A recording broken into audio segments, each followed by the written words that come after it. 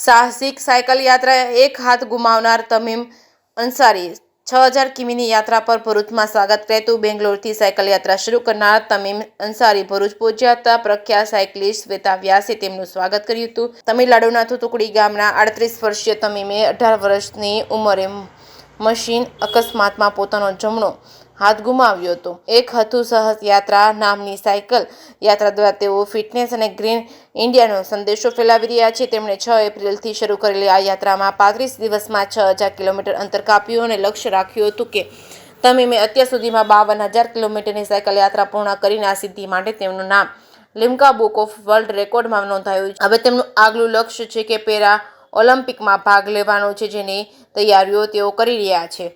કેસની ગુજરાતી સાથે કેતન મહેતા, ભરૂચ। નમસ્તે, મારું નામ શ્વેતા વ્યાસ છે। તમે ગુજરાતીમાં એક કહાવત સાંભળી હશે, જહાં ચાહ વહાં રાહ।